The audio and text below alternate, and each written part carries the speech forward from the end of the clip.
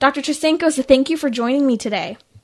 Oh, thank you so much, Timmery. It is an absolute joy to be here.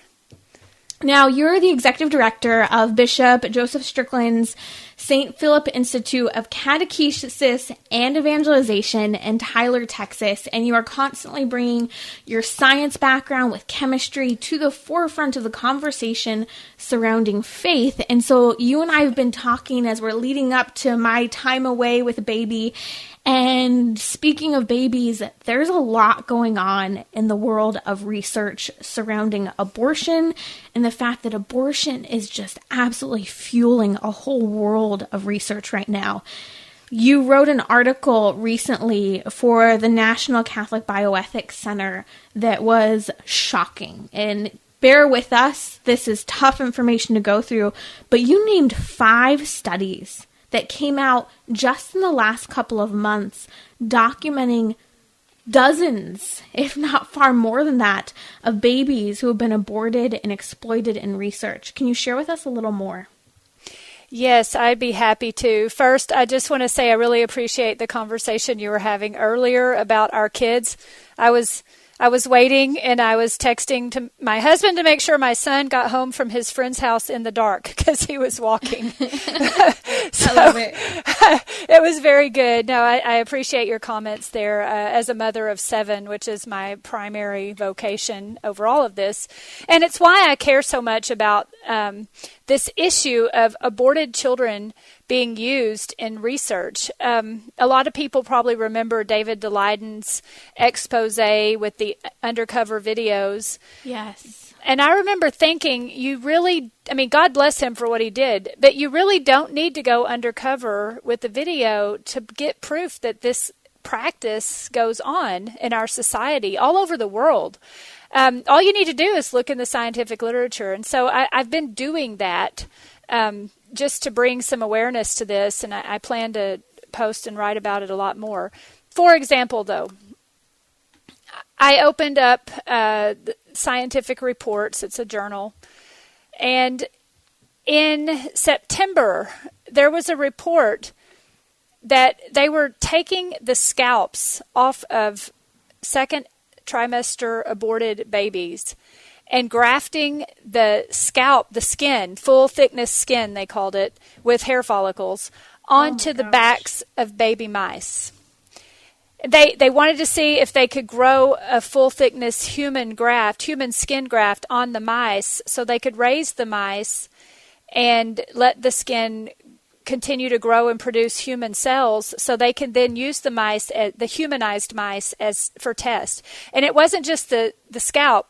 They also were cutting out the spleen and the liver and other organs in the same child so they could have a humanized mice that had internal organs and external skin. And they were giving the mice staph infections because they wanted to see how the other internal organs processed it. And the picture in the scientific article was disgusting. I can't even hardly talk about it, but it was pictures of the backs of mice, little short white hairs on the white lab mice. And on those backs were patches of baby hair growing about an inch long.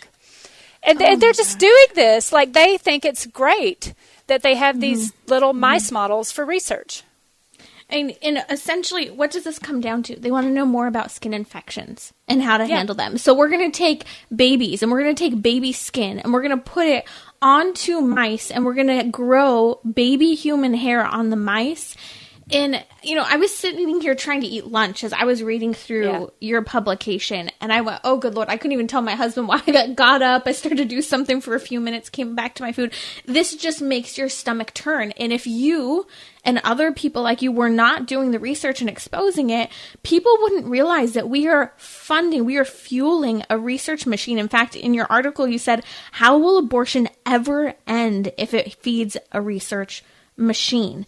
And we don't get that it's literally baby hair growing on the backs of mice just to study a skin infection that many of us have recovered from, that is staph.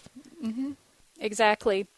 And it's hard to spot in the scientific research unless I've been doing it for years and I know what to look for. And I'm hoping to start training Catholic students in colleges that are studying science or medicine how to look for this stuff too, so we can start exposing it more. Mm-hmm. Now, tell me a little bit, because there are 4 other studies that you name, but this one having to do with the scalp skin from the baby on the rats, making little humanized rats. This is coming from the University of Pittsburgh. It's studying skin infections. You mentioned the body parts, not just the skin from the scalp, but other parts of the body as well. Who's funding this, and what are the ages of the babies that have been aborted to create this research? This is at the University of Pittsburgh in the Department of Infectious Diseases and Microbiology. And the babies were, they said, I'm looking on here, they were in the second trimester, 18 to 20 weeks at the McGee Women's Hospital at the University of Pittsburgh Medical Center. So they have a tissue bank there at the University of Pittsburgh. And they collect these tissues. When women go in to have abortions, they sign written consent forms that say their babies can be used in research. And, to anybody out there who encounters a pro-choice person who says it's not really a human, no, they're using these babies precisely because they are human. Yeah. That's why they want them. And to put it into perspective, you said that these babies were 18 to 20 weeks being used through the University of Pittsburgh. I found out that I was having a baby girl at 14 weeks, and in that ultrasound, we could see that baby's thick, beefy, developed thighs in those images where, clearly a baby had thicker skin around those thighs than other parts of her. Just to humanize that for just a moment. And so then I'm looking at the other research. There's research having to do with the impact of infants and flame retardant and Down syndrome. Tell us a little bit more about some of these other studies. Okay. Yeah, and I'm sorry to your audience, because I really do hate going through this. It feels kind of like you're sticking a hand down into hell to show people what's going on. There was another study, and it was done in July of 2020, this summer. Fetuses, children with Down syndrome, were used to study leukemia. So there's this... and this one was done in the Netherlands, but they cut out the intestines, livers, leg bones, and skin from the babies. Some of them had Down syndrome and some of them didn't. And they had a theory that there's something that goes on in the early stages of human development when you have Down syndrome that makes you more likely to have leukemia. And so they wanted to check children in the early stages of human development. They were all 12 to 17 weeks gestational age. And one thing that I see a lot of times in these, how do they know how old the children are? They actually take the little bodies and they lay them on the bench, and they either measure the crown to rump length, which you've probably heard in an ultrasound, or they measure the feet. They measure their feet, and that's how they know how old they are. And they do this. It's horrific. I can't imagine how the people doing these things are okay with it.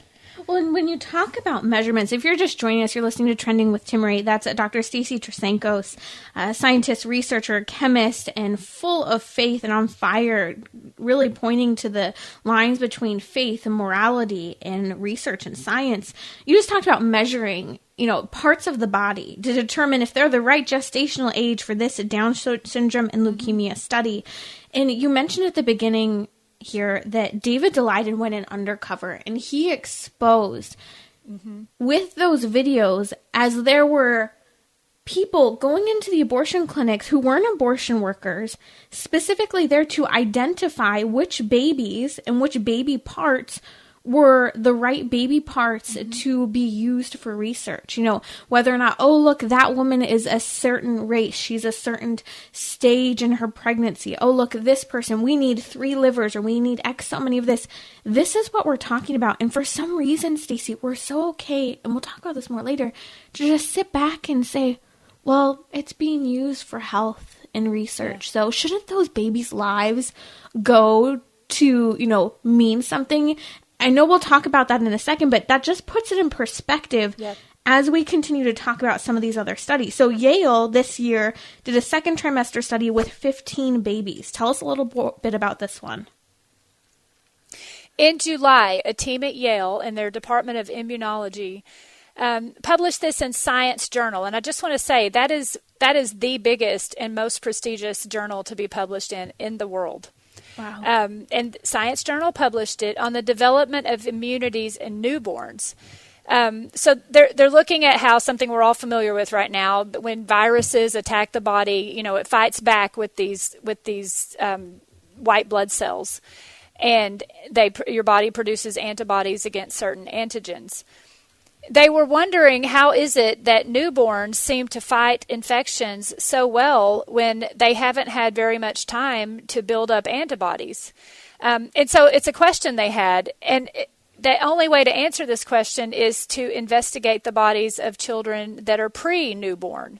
And that's what they did. They got 15 unborn children that were aborted in the second trimester of pregnancy from the Birth Defects Research Laboratory at the University of Washington.